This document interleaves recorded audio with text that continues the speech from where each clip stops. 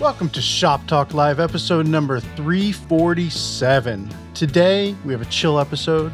A lot of it is Amanda, Owen, and I discussing our shop hopes and dreams, the future, realistic and imagined. And it's just a casual conversation with three woodworking pals. So if you're into that sort of thing, awesome. Real quick, this is going to be, I swear, this is the last time we are uploading this video to the Fine Woodworking YouTube channel. We really need to work the algorithm a little bit more.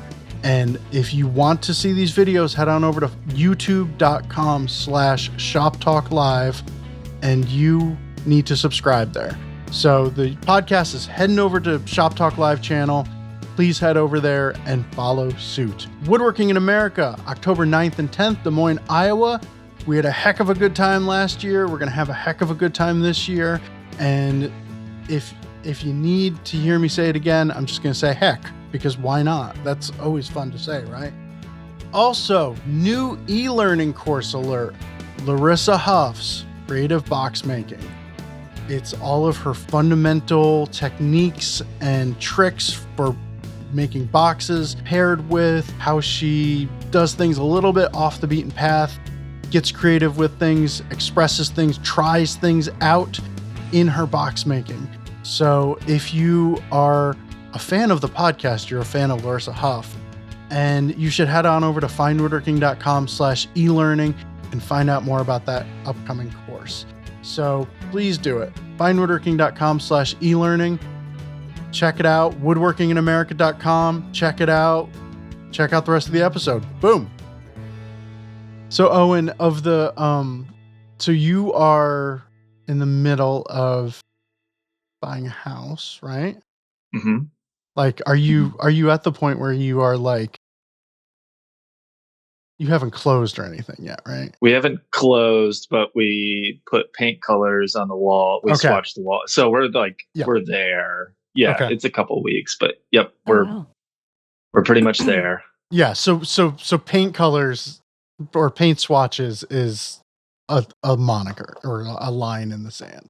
Yeah, that exactly. It's like, this is now ours. As I put this color I don't actually like on the wall. So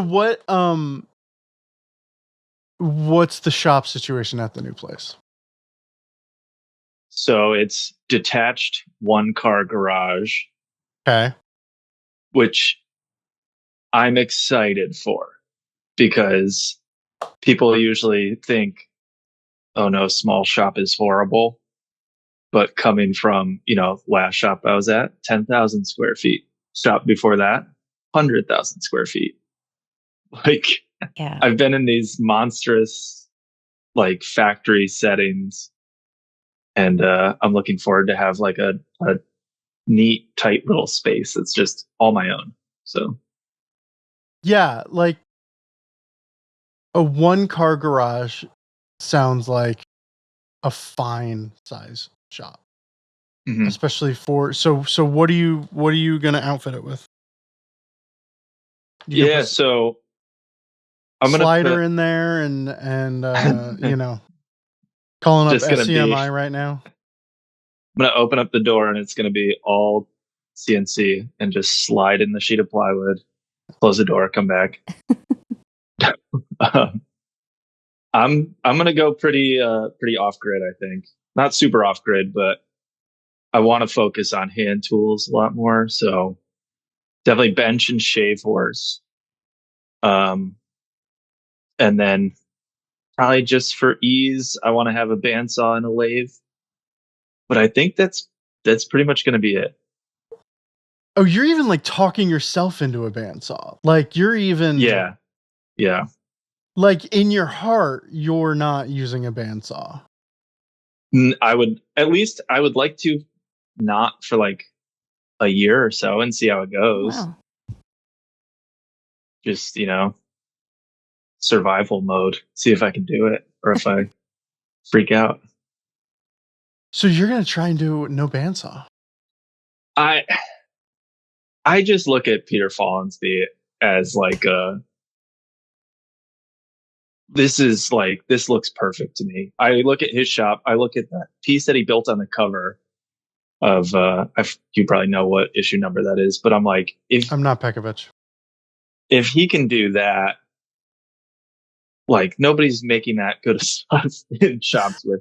It's like, let's just try it. Let's give it a crack, you know? So we'll see. But it needs like, the first thing is I need to like lay some insulation down, Yeah. put a floor down. No floor. Okay.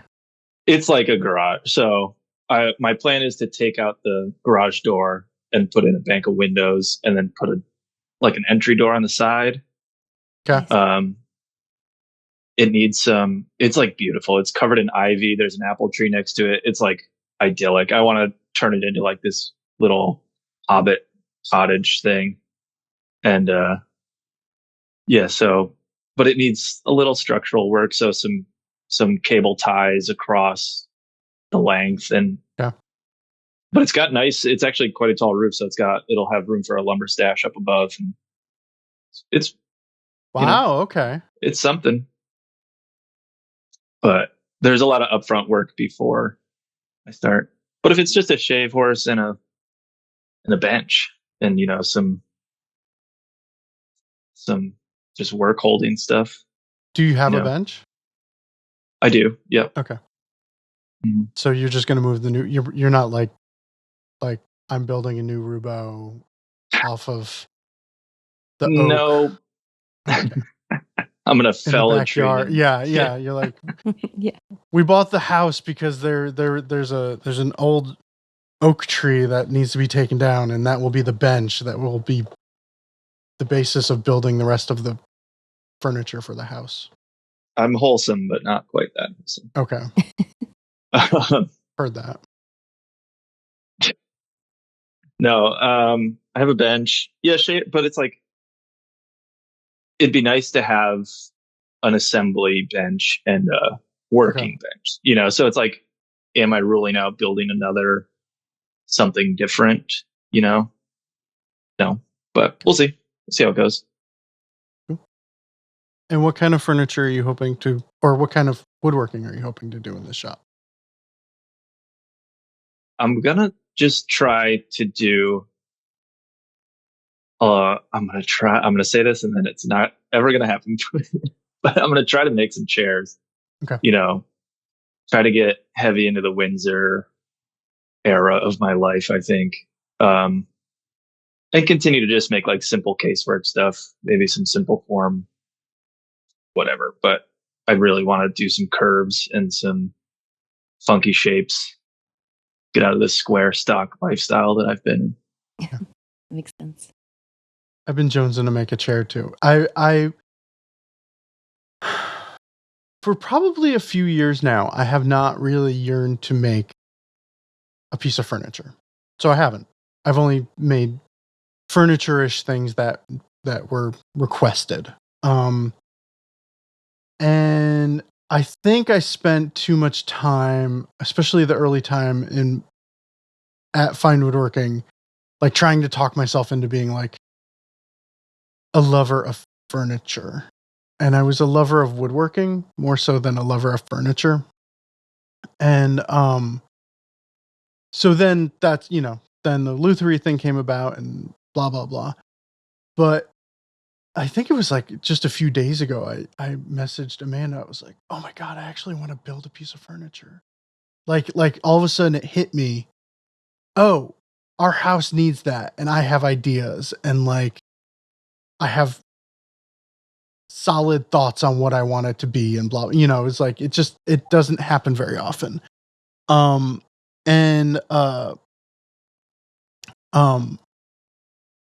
then now I'm going over video edits of an e-learning course with Jeff Wyatt building a Windsor chair, and all of a sudden I'm wanting to like break out my shave horse, which has been put away, and all of a sudden there's a lot of like just woodworking creativity or desire flowing through that hasn't been there for a while, and I'm excited about it. So I'm thinking I'm gonna make a. Eventually, I'd like to make one of Curtis Buchanan's Democratic chairs. Yeah, that's like, those are so beautiful.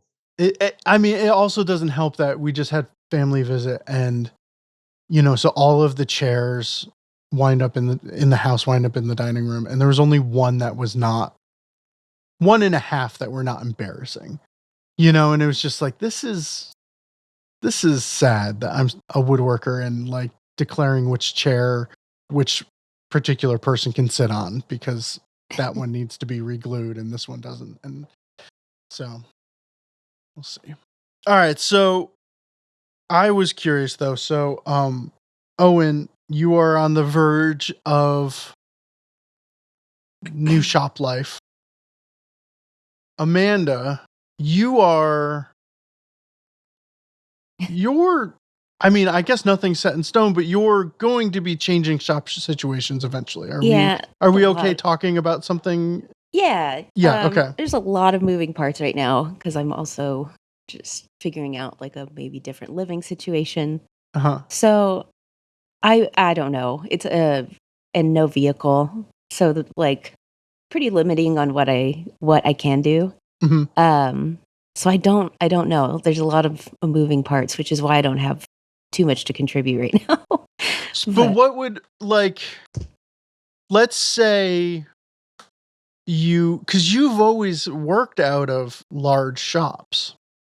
Relatively. I mean, Phil's wasn't large, but it's a 2-car garage, but large enough to get stuff done. It looked huge. It looks huge. It reads way bigger.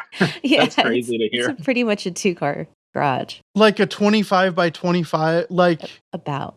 Yeah. Really? Like when you're in the space, like the slider is about a third of that shop.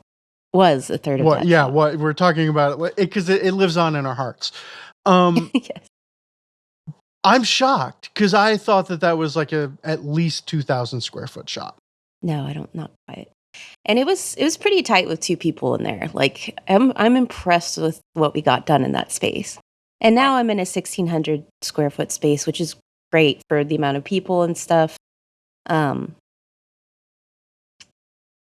I don't necessarily need all that space. And it does fill up pretty quickly. So like if you were going to go to a 1-car garage situation, I said that funny, situation, what would your tooling look like? Because yeah, I mean, I'd probably focus on a bandsaw. I think I'm kind of like where Owen is right now, where if I had access to a machine shop, because I do a lot of machining, and then a small space that I could work on my own things, I would be pretty content. And I've even been looking at like maker spaces that have like a little like 8 by 8 foot bench space with the machine shop adjacent to it. Like a dedicated. This is Amanda's. Yeah, this is my bench space. Okay. Which is something I've thought about because I do have like the pan router and stuff that I use and need a little bit more space for. Mm-hmm. But yeah, with so many moving parts and so many variables, it's really hard to.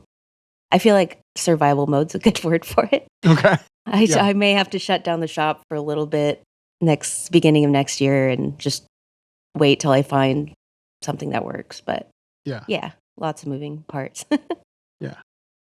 All right. Well, yeah. I'll say my caveat to the 1-car garage is that I also am part of a maker space that I go do all my milling in.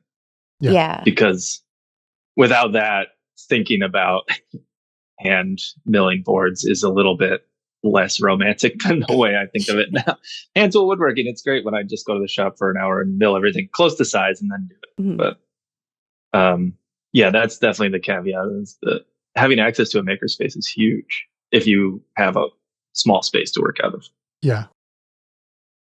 I think so this is, I would say my shop is like a 1.5 car garage size. And it's, I wouldn't say tight in here, but it is, I'm limited in space. I'm always thinking like, oh, I would love to have, like I dream of having a Hammond glider saw. but there's no real reason for that. So I can't dedicate any space to it. They're so small. They're like yeah, but 2x2. But that's space is taken up I know, with something, precious space. I dream of having a 6-inch, a 6x42 belt sander. I think I've sent Amanda like 20 listings in the past year, and I just don't necessarily have the space for it. So everything that I have in here has to be very, very, very deliberate. But I'm able to make it work. It's comfortable. I think that most of what I do in here, I'm not limited by my shop. That said, like you, I do all my milling at the fine woodworking shop. And I don't know what I would do, because I've seen more than a few people say or ask me, hey, I know you have I have a 8-inch cut tech benchtop joiner. And they're like, oh, well, you have one. What do you think of it? And it's like, I've used it maybe twice. It's in the corner and I never really wheel it out, because if I need to go mill something, I go down to the fine woodworking shop and I mill it there. So like, maybe once you cut the milling equation out of your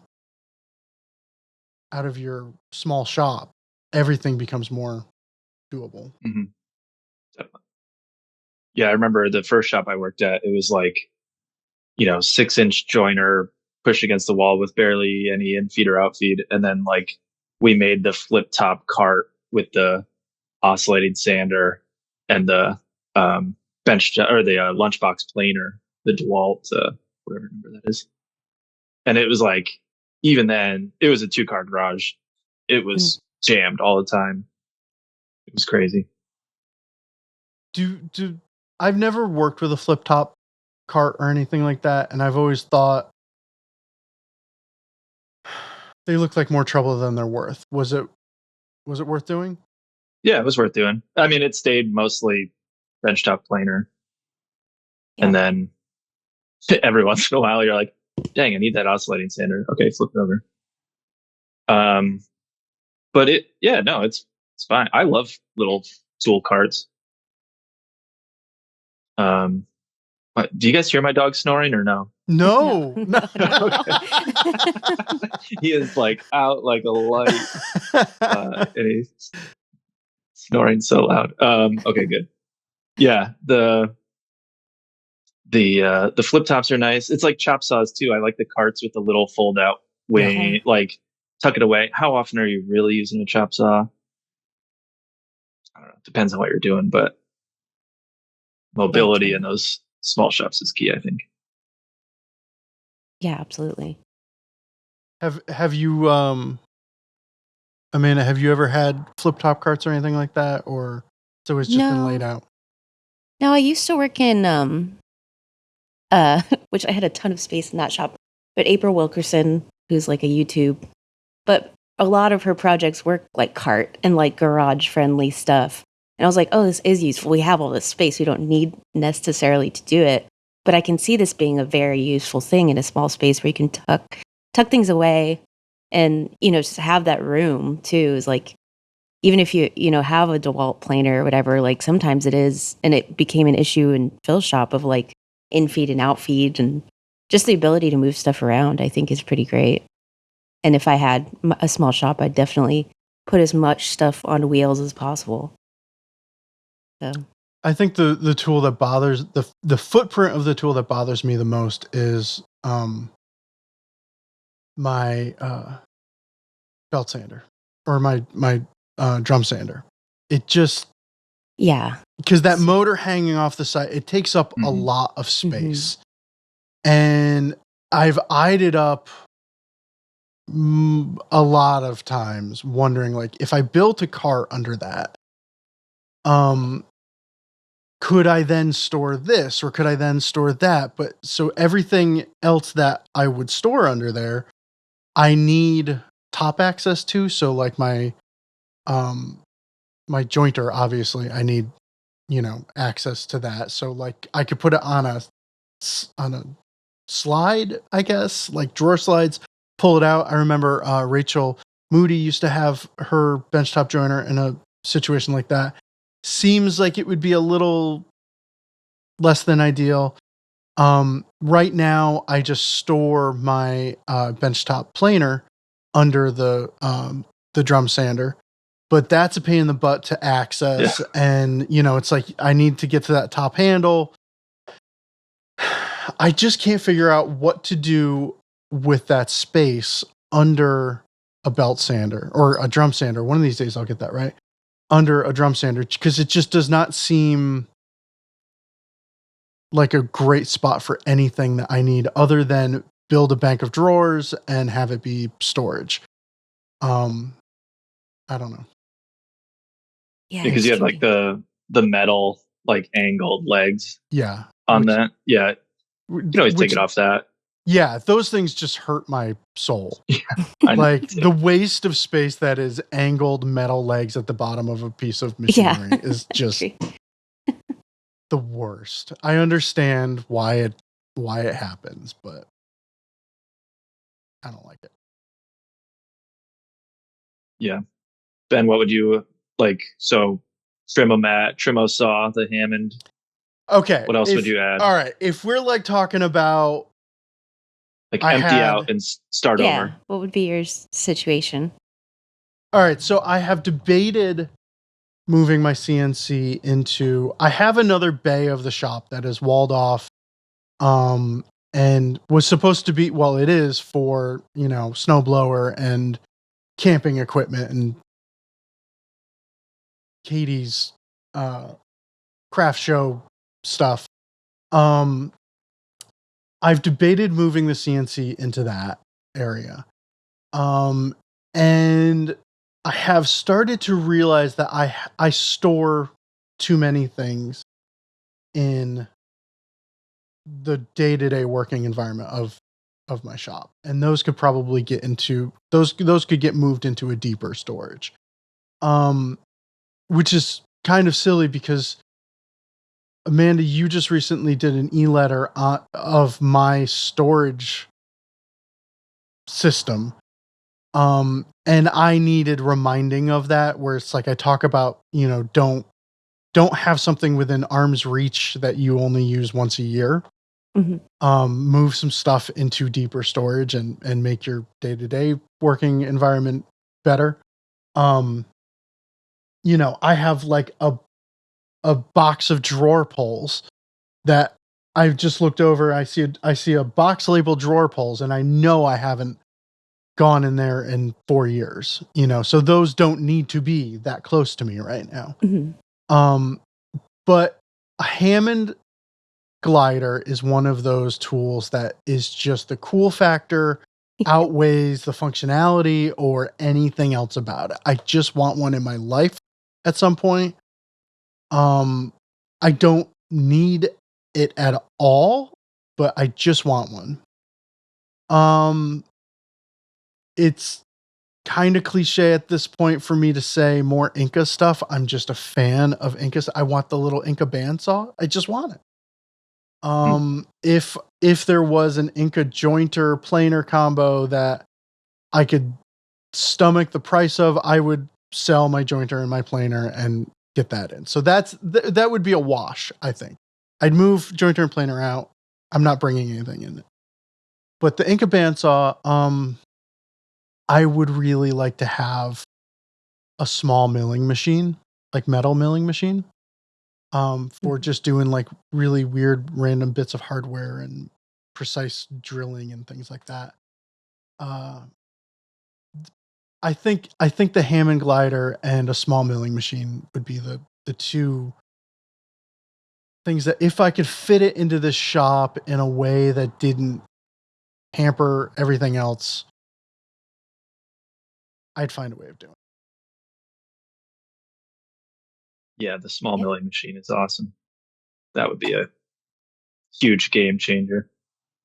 Yeah, I just I find myself having to do too many weird things in my Lutherie and building robots and all that stuff where it's like the ability to accurately and precisely drill holes in steel would be really stinking nice. I can do it in aluminum on the CNC, but there are just some times when. But also, I swear, I watch too much machinery or machining on YouTube, and I know that it is a rabbit hole that I don't want to go down. I know that I do not want a mess of ER whatever collets lying around for me to be able to do all of these, the whole thing. It's not needed. I say I want it, but I don't think I would have the guts even if I had, because it's just, I don't need any more rabbit holes in my life. I have too many. I watch the guys who make, who like restore watches, and they make the little old watch parts for the watch out on the milling machines. I'm just like, it's so cool. It's so cool. Yeah, it's like I want to get good at woodworking, really good at woodworking first. But totally, I get that. You say that though, but so much of what you do in woodworking is working with brass and. I know, right now.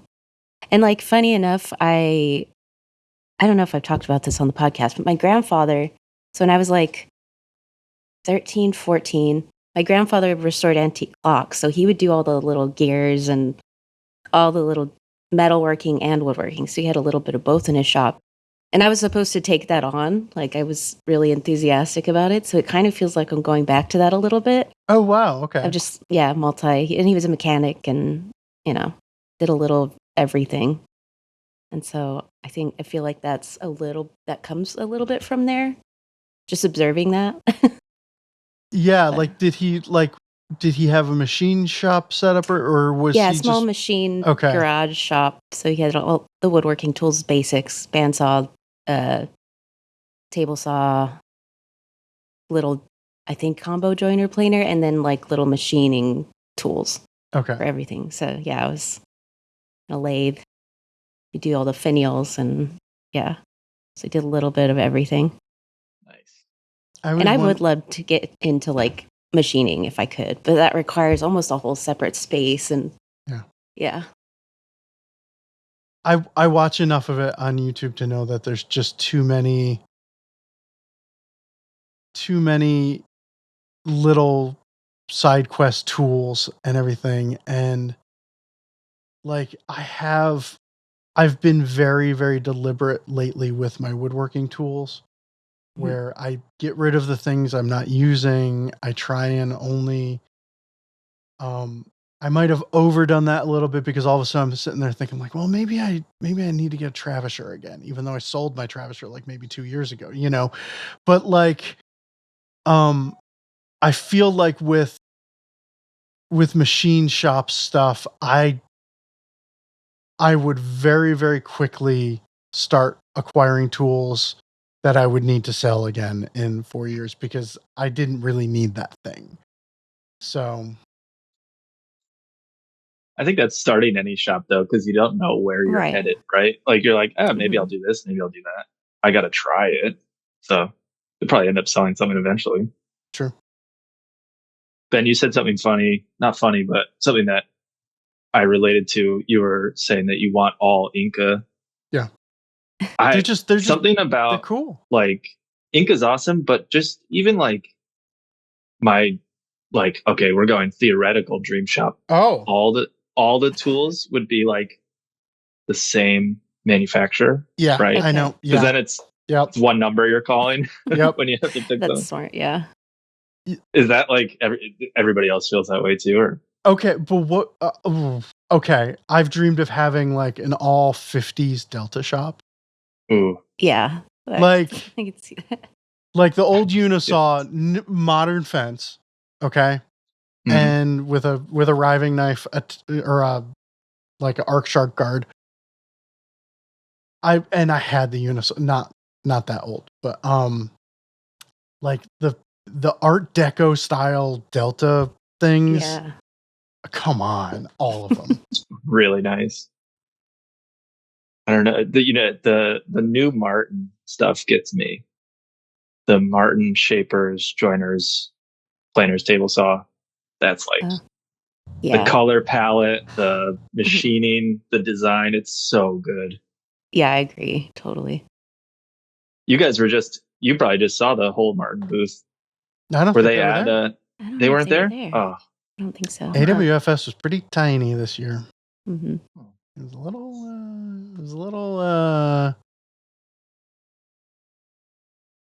I don't want to say worrying. Yeah. It was just a little, okay. It's a time right now, you know? Mm-hmm. Yeah, there was really not many big tool manufacturers there. Like even Amanda, like Felder was there, but a very small showing, right? Yeah. And I spoke Altendorf was there. Altendorf was there. There's pretty small too. SCMI was there. Mm-hmm. Small. Yeah. And generally I walk right past that stuff because like while it's cool and everything, I'm there for other reasons. You Right. know, it's like I'm trying to find stuff for the readers and the viewers. But yeah, it's so funny for you to say that though, because my brain, whenever I think of like having a shop outfitted with all one manufacturer, it's never a modern thing. Like I would love to have all green, made in Smyrna, Tennessee Powermatics, like green with the white stripes. That's just from an aesthetic standpoint, just sexy as hell to me. No, I agree. But the Martin thing, I don't even know what it looks like, so I can't. It's beautiful. You'll love it. Yeah.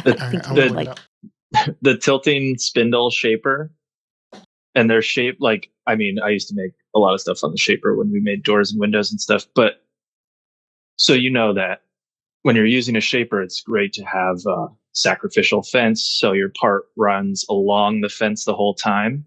Well, they made this new system that's like these fingers. It's like aluminum fingers that flip over. So it's a continuous fence, and you don't have to make a sacrificial one every single time. I'm like, that's a dream. Yeah. See, you two are about the only people I know who aren't afraid of shapers on staff, at least. So like, this is just a conversation. I don't want any part of it. No, thank you. Yeah. It's and both the of router. It's safe in some cases, safer than a router table. Yeah, you know? I agree. Yeah, I think we talked about this before, right? Maybe in person. Maybe, yeah. You and I probably have talked about it, but yeah. Yeah, it's just, I don't know. It's something about to me, it feels safer. Yeah. Even with the insert knives and stuff like that, it still feels safer than a collet. Yeah, you're taking a lot less of a bite with a big, giant spindle, you know? Mm-hmm. Just the size of it.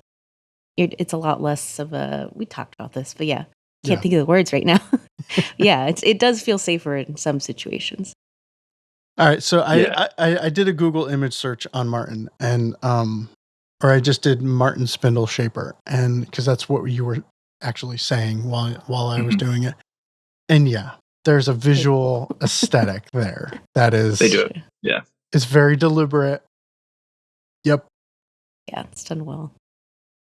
Amanda, what would your single brand shop be? I don't know. I like the Martin stuff, but I'm on the fence. I don't know. I think it'd be a mix of things. Okay. I don't know that I'd be set on one brand. I was hoping you'd say Minimax for like another outside the box. No, I don't know that I've thought about like getting one single brand. There's stuff I like from a little of everything. So yeah, I haven't even, I've been in this shop 2.5 years, and I haven't even gotten, I kind of feel bad because Eric and Larissa are so like deliberate about how they decorate their space. And I'm just kind of like, whatever, in the corner. Like, sorry, Eric, your YouTube content doesn't look that great from this angle, but yeah, I haven't quite gotten that far. You're just there to get stuff done. Yeah. Yeah. Yeah, I guess, yeah, the aesthetic versus actually getting stuff done is two different portions of the shop. That's where the dream portion comes in is Right. I wish it would look this good. It just doesn't. I always think that I'm gonna set up like stations, and everything's gonna wind up confined to that station. It's like, I have like a little electronics bench, Cool. and nope, that gets covered up. Like I've got stuff all over my main workbench now, and all over the window workbench, and um, I can set up stations as much as I want, and it's well intentioned, but I just know that it's gonna bleed all over the shop. Whatever I'm working on winds up all over the shop, and um, I'm okay with it now. It's like, even though I know like Vic is gonna give me a hard time for the state of my podcast backdrop, like it's just always it's indicative of the work I'm doing, and it's I'm working. It's something. So I'd rather have that than a perfectly clean shop, because for me that is a perfectly clean shop means I'm not doing much. So Yeah. And I've that's a seen good some point. shops of some really good makers that are just like a bomb went off, but they're still producing the best stuff you've ever seen. Yeah. yeah, I kind of feel that's why, like what Owen's talking about, appeals to me a little bit, though, because I feel like if I had a machine, access to machines, I could get that milling and kind of, because those are almost separate in my mind, like getting milling and stock prepared and then being at my bench is like, can be distracting. Because then I'm like, well, maybe I'd be more productive going back to the machines and like getting something else done. And then I have like 3 projects in the same stage, and then there's no room for it, yeah. to where if I Yeah. separated the mental space between the two, I might be able to focus better. I don't know if that makes sense. Yeah, because It does. you're in this shop, so like you're not worried about milling, you're not worried about whatever. You're worrying Right. about like your bench space hand tool work, which is for fit and finish and joinery or something, Mhm. But you would need a bandsaw though, Amanda, wouldn't At the you? very least, yeah. Yeah, I have a hard time believing you can handle being more than 50 feet away from a bandsaw at any time. Yeah. Yeah. I would need one. Yeah.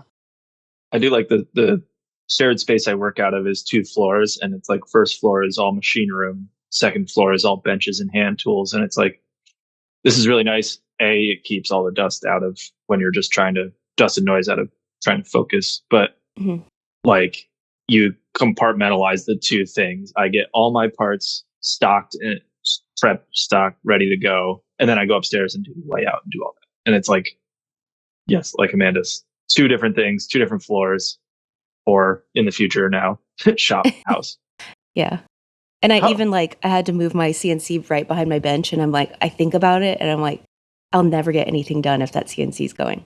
Yeah, That's all that's going to be happening, or I have to just have that going and be doing sitting there waiting. I don't know. So like I have had moments of the CNC dream where it's like this doubles my the amount of work I'm able to do at a time, right? And that's not the case at all most of the Mhm. time, because the CNC is at the hobby CNC level. You can't walk away. You can't, Right. like you're constantly like trying to push it a little bit faster than it really probably needs to go, which is stupid because whatever. But I have had moments of milling out like a ukulele bridge on the CNC while I'm doing fret work or something, and all of a sudden it was like the work that I was doing at the bench was mindless enough that I was able to dedicate the 12% of my being to paying attention to the CNC and still keep going at my bench work. Okay. But it's taken me a good while to get there, where like I trust my setups, I trust my feeds and speeds, I trust the CNC work enough to know, okay, that's going, that's fine. You don't have to stand there and watch it. So, but Amanda, it's like over your shoulder, isn't it? Like at Yeah, the bench. it's like, right. And I guess like I could set it up to where my bench is facing the CNC, and I'd feel maybe it's just a matter of like learning how to do that and doing something hand sanding or something mindless. But yeah, when I start thinking about it, I'm like, I don't know if this is going to be like productive as I thought it was going to be. So, but yeah, you also do have to like pay attention to it. It's not something you plug in and walk away from regardless. So that's a good point. Like maybe it's just, okay, that's when I'm hand sanding stuff. yeah. Owen, you've spent more than your fair share of time babysitting a CNC. Is Mhm. in an industrial setting, is it are you staring at it still? It really depends. No, usually in an industrial setting, what you're doing is you're taking the piece that just ran and, organizing it, putting it wherever it's going to go. Maybe it needs a sticker. Maybe it needs like a little sanding from some fluffiness, whatever. And then you're prepping the next piece. So you're finding whatever the next one, you're pulling up the code for that and you're making sure that's all ready. So right when that next piece is done, it comes out and you're kind of always in a spinning wheel. Okay. The added portion to that is on industrial CNCs, it's like you want to go as fast as you can, right? So instead of programming your feeds and speeds like differently for different cutters, usually they're all revved up pretty high and you're tuning it with the remote up or down to be like, okay, I know it's about to come around a corner and hit some end grain, so I'm going to turn my feed rate down a little bit. It's going to keep the same RPM, but it won't burn. You find your measurements, you do it all by ear, and you just kind of like, okay, I'm going to knock it down to 75% there, just so you can really crank out because it is so much production. And but wouldn't maybe that be not easier to program that into the cam work, or it's hard because it's different for every piece, especially when I was doing solid wood okay doors. Oh, You'd right. come around the end grain and we'd be coping all our pieces and every piece was different. We were mostly doing mahogany, but sometimes teak, and they would change. Program would be the same, but the material would change. Mm-hmm. Right. And so instead, and that's like this was, programs that were probably written in like 2007 or 8. Okay. So going in and adjusting them would almost be a complete failure. But yeah, you just like pay attention, listen to it and adjust. But I think it also keeps you kind of like on your toes because at least you're only going through one part that might slip if you're doing a vacuum hold down or, something that might tear out. I don't know. It keeps it kind of feeling like you're doing something too without going insane. Mm-hmm. It's my other, keeps people alert because it is, when something breaks on a CNC, it breaks bad. Yeah. Yeah. It's like when it crashes, it's bad. So the more mindful you are around it, I think the better it is. Have you ever used a hobby CNC like what I'm using or anything like that? Is it just a totally different game? It's totally different game. Yeah. Yeah. It's just like anything, right? Like a 14-inch bandsaw versus a 36-inch bandsaw. Sure. Yeah. Different game. See, to me, I've never used a 36-inch bandsaw, but like, what's the different mindset when you're at a 36-inch bandsaw as opposed to a 14?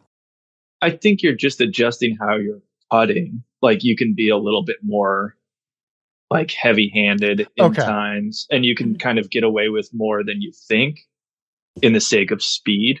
Gotcha. Okay. Stepping up to anything with that much cutting power, you are realizing that you're getting a lot more out of what you're doing. Gotcha. Right. And then the opposite side is there's a lot more, not risk, but you can mess things up faster. Mm-hmm. Mm-hmm. make faster mistakes. I like making my mistakes nice and slow. Yep. Especially at the Totally. bandsaw. Yeah. All right. You want to talk about your smooth move?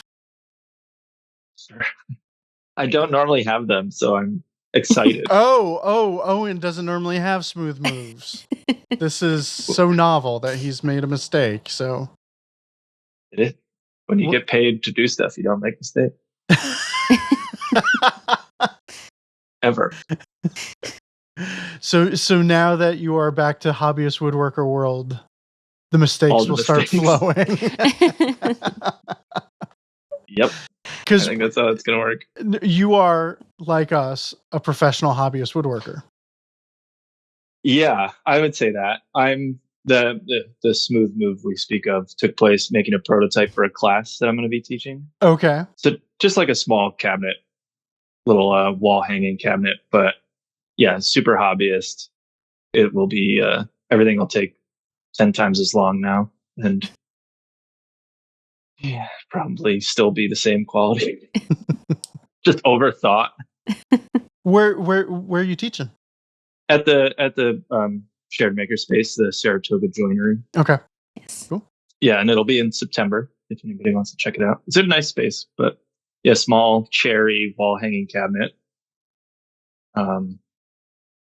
The smooth move is very embarrassing because it's like everything I was taught to do, but also not to do. So, right, small. It's like 12 by 18 by 6 inches deep, just like little cabinet with a single frame and panel door.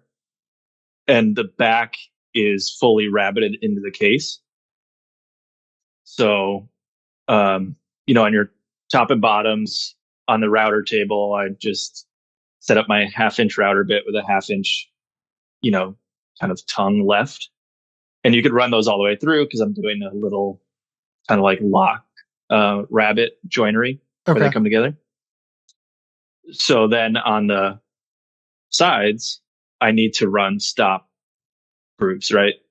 So I'm running a stop groove, and I set my start and stop point. My fence is the same, and when I drop it down and run it,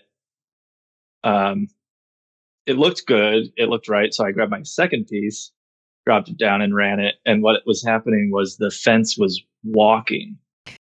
And so as I was going from my first piece to my second piece to my third piece to my fourth piece, I ended up going from a 1/2 inch little tongue to 1 1.25 inches. Oh no.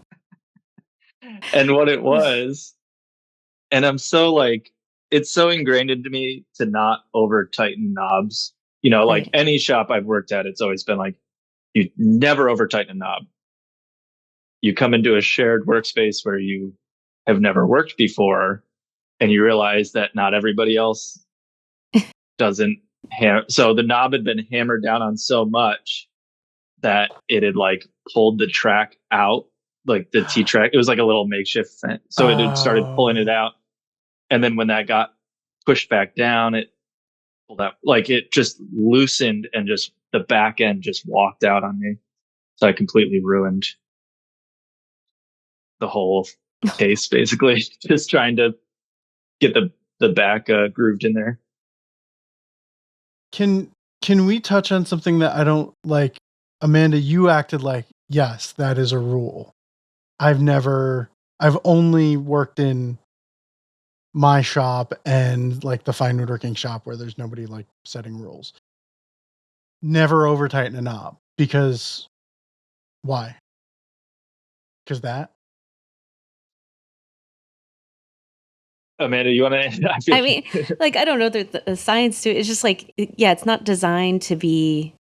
Phil was always like that. He's like, it should hold, it's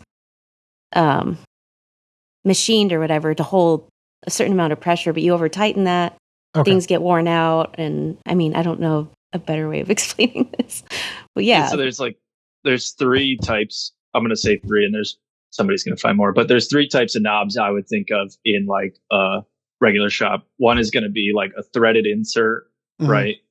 One's going to be a T-bolt in a track, and one's going to be a cam that's going to cam lock. So your cam lock, if you over tighten that, you're just going to go around the cam and you're going to push out whatever metal's there. So then your cam's never going to work again. And you're going to have to get something remachined, and it's going to be horrible. The T-bolt in the track, you're going to bend the track, you're going to do something like that. And then now whatever you have isn't sitting flat. And then the third, the screw into the threaded insert, you might strip the screw. That's the one that is in most shops. So I think most people, you can crank down on it. You might dent something, but you're not going to do too much damage. So I feel like people do that a lot. Like, okay, I got that, it's cranking, but as I'm denting it, now I have to turn it harder. I'm denting it and turn it harder. Same with the T-track, lifting out, turning harder, lifting out. That's it's just like T-track is one of those things. I honestly think that T-track is like fairly overrated in a woodworking shop, because it's so easy to yank it out. It's so it's difficult to attach T-track securely to, everybody's like milling out, a 1/2 inch groove in 3/4 inch MDF and screwing T-track into it. And it's like, there's no strength there. There's, unless you get your T-track perfectly flush to the top surface or something like that, it's always going to pull out. It's finicky for sure. Yeah. So are you remaking that cabinet soon? Yeah, probably tomorrow. Okay. That's fun. And I'll use a potato stack on table saw. Yeah. Instead. Or go. Even something as simple as putting a piece of sandpaper on the bottom of that fence would have probably stopped it from walking. But it was just like, that finished surface just slid. And it is kind of tough like a masonite. Yeah, and you're in a new space you're not familiar with, and it's easy to do. Just not because the thing about shared spaces that's awesome is that there's people there. The thing that's rough about a shared space is that there's people there. So it's like, and I'm in the brain of like talk of looking at the shop, being an ex-foreman, like being like, that person's doing that wrong. I should maybe just say something, or maybe now I shouldn't say something. But so, your attention span isn't directly focused as you would be when you're by yourself. So maybe that's because your job used to be scanning the room, making sure everything is being done correctly. Oh, I want to play the game of like, what tool is that somebody just dropped? Because I feel like I'd be really good at it. Or like, what's that whining belt? I know which one it is. Yeah. Oh, yeah. man. That's great. All right. So I want to talk about an all-time favorite tool of all time for this week. And it's really two. But I had a moment with my kid at one point where like, so we got an electric screwdriver for robotic stuff because I wanted something smaller. I wanted something, just that took up less space on the bench, blah, blah, blah. And I kept bringing my Milwaukee M12 cordless drill everywhere. And it just seemed overkill. So we got a Dremel electric screwdriver. It has the clutch. It's rechargeable. It is a USB mini as opposed to USB-C, the only downside. But I had a moment with my kid. We were in here working on something. And right after we got it, he goes, I just don't have the connection to it that I do with the red drill yet. And all of a sudden it hit me. It was like, I don't know if there's like a tool in the world that I have as intimate and deep of a connection with as my Milwaukee M12 cordless drill. The impact driver is like in storage. I hate that thing. Be done. Be gone. But the Milwaukee M12 cordless drill, it's to the point where like when I'm taking a drill bit out, I know exactly how much to press the trigger to get it to release and not move any more than it needs to.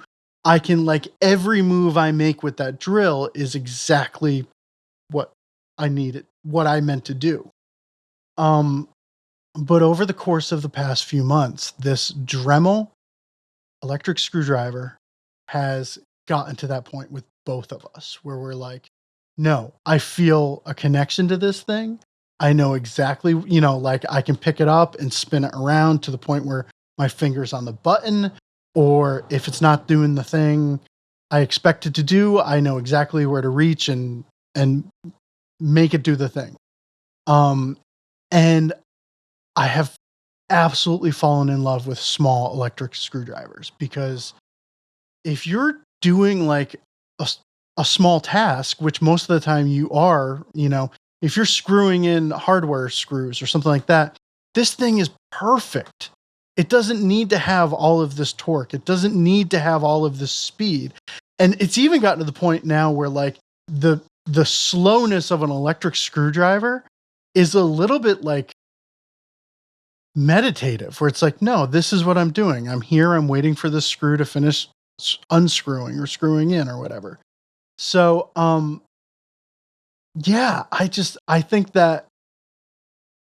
for too long I've been married to the speed of a 12-volt drill. And now it's like, no, this is fine for some things too. So that is my all-time favorite tool. Like if I had to all-time favorite tool of all time, it would be Milwaukee M12 cordless drill. But for this week or this month, it is my Dremel electric screwdriver. Love that thing. Those are cool. I like those. I've never used one, but I like that too. It's like, oh no, I'm screwing something in. And oftentimes we should be going like incredibly slow or carefully with stuff. I've been especially there. When you're screwing hardware in, especially it's like that speed change is for the overall good. So, yeah. Amanda, do you have a tool or anything? So it's kind of in the vein of everything we've been talking about, but I'm just, so for Woodworking in America this year, in October, I'll be talking about small production runs. And one thing I haven't had in our shop that drives me crazy, and I have just not taken the time to make one, is a parts cart. And in Phil's shop, we had a little like Harbor Freight thing, but I've had a design in mind for what would fit everything I needed. And, like hold my tape measure and hold my pencils that I forget at my bench every time I walk over to the machine section of the shop, and just have everything I need right there and be able to, be pushed around the shop pretty easily.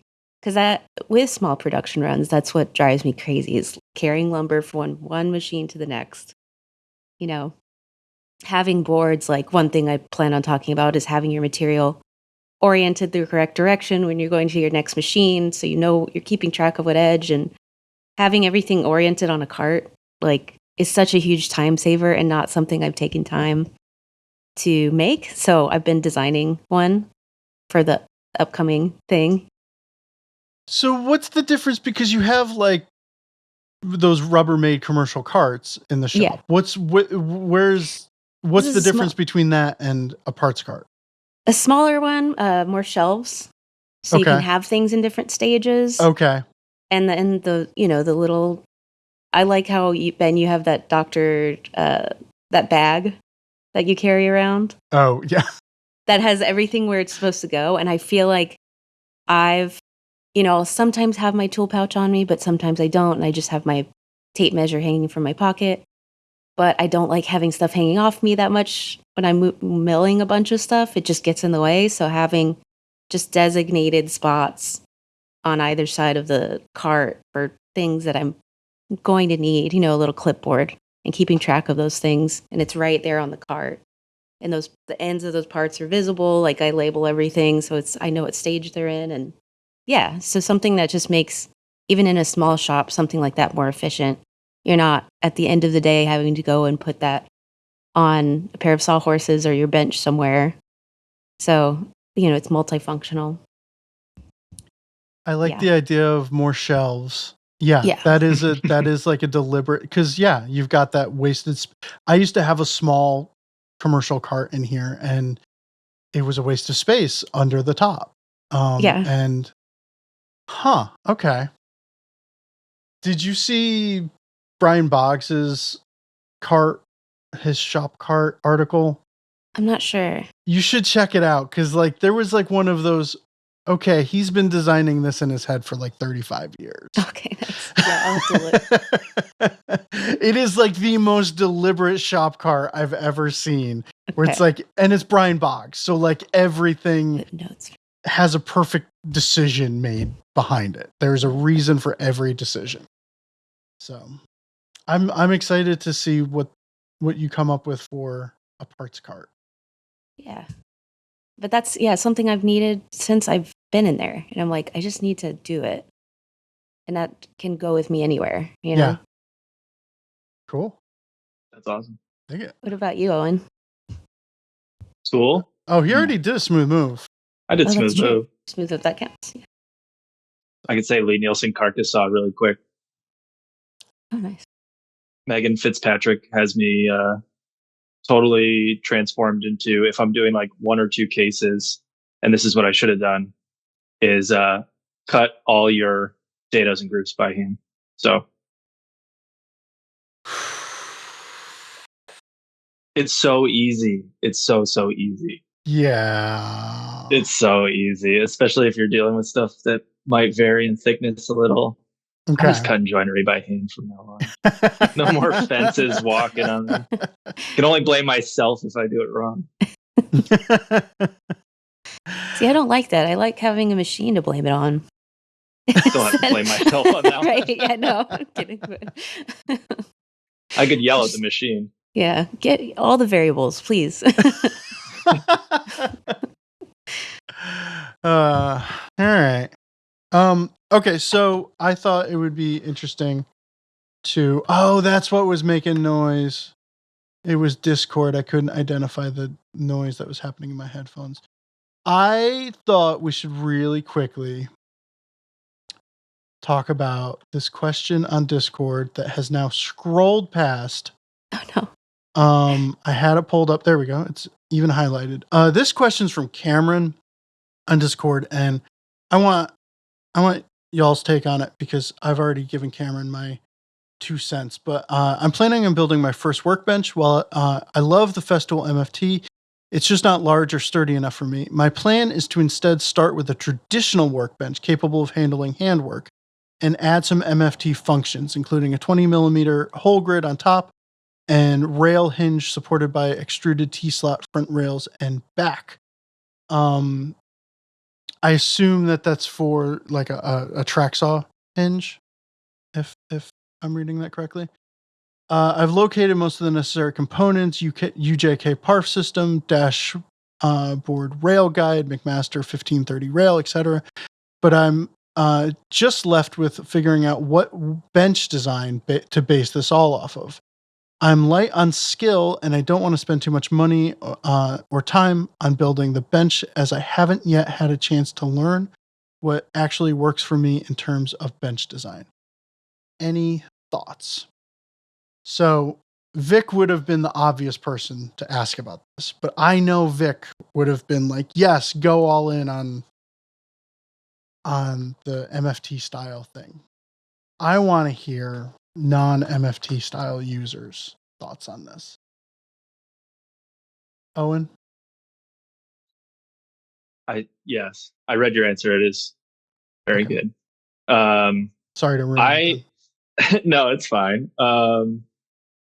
I kind of have 2 opinions on it because I use the MFT a lot, actually, but just on site. Mm-hmm. There was a few things I liked, definitely a lot of things I disliked.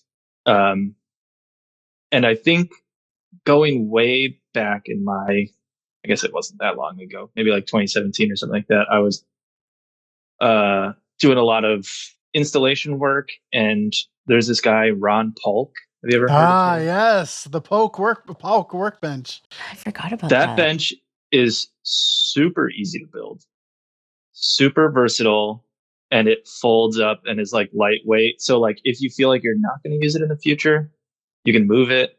You could use it to stand. Like it's sturdy enough, and it's well designed enough, and you also don't feel bad if you destroy it because it's made pretty cheaply, if I remember. But not that Baltic birch is, it was a lot cheaper back then, but you could use something else. Yeah. And, you know, clamping stuff versus having to have a bench dog is or like screwing a stop to the side of it. It's plywood. You're not going to be too, if it was my first bench that I wanted to take seriously, I would probably start with something along that line. Yeah. Like a torsion box-ish thing. But working a solid wood top bench is very fun to get some joiner plane practice in, and, you know, flatten something up is nice too. But I would start with the plywood. That's a great take. I like the take. I don't know that I could beat that answer. I totally forgot about that bench top.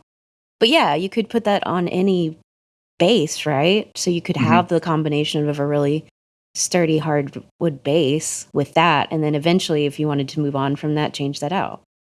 Great. That's exactly what I would do. Yeah. Perfect answer. Swap out the tops, swap out the bottoms. Like start sawhorses in that, then use that to build your base, and then use that to build your top. All right, I'm gonna edit my answer on Discord.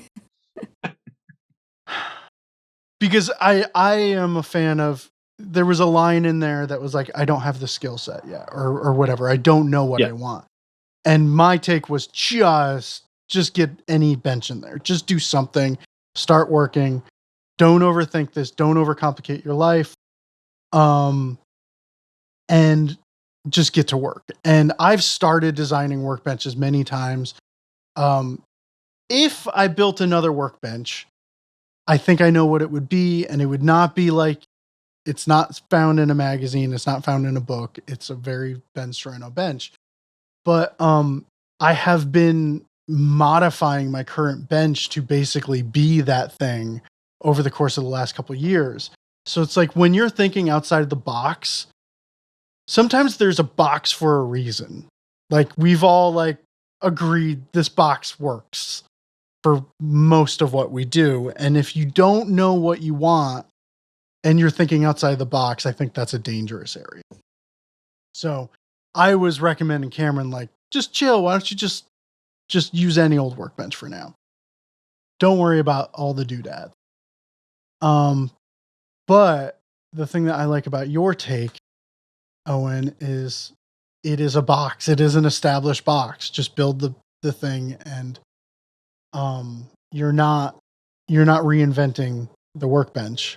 You're using an invented workbench. And he does it like super friendly too. Like he sells the plans for very reasonable online, and then has like 100 YouTube videos. And I'm not always like the YouTube recommender, but if you are like a total beginner, I would recommend seeing somebody do it. Like taking a class, obviously, but nobody's teaching that class. Although maybe someone should. Yeah. Yeah. And then, step up. Like I saw Mike's newish workbench that he's kind of designed, and that's like the perfect, you don't need a Roubeau until you're doing 17th century French joinery already, like you don't. If you want it, build it, but whatever makes you happy, do it. But yeah. But don't start there. You're gonna just hate your bench and give up. I dig your take. All right, that does it for this episode of Shop Talk Live. Thank you so much, everyone who headed over to the Shop Talk Live channel and subscribed. And please, please, please check out woodworkinginamerica.com. Check out finewoodworking.com/elearning. and get more information about Larissa's box class. And last but certainly not least, thank you so much to all of the Unlimited members out there. Y'all are the ones that make this thing go. We appreciate you. All right. If you are watching on YouTube, click that thumbs up button, leave a comment, help us juice that algorithm even more. If you feel called, a 5-star review on the podcast platform of your choice. We appreciate it. We'll be back in 2 weeks with another episode. Thanks for listening.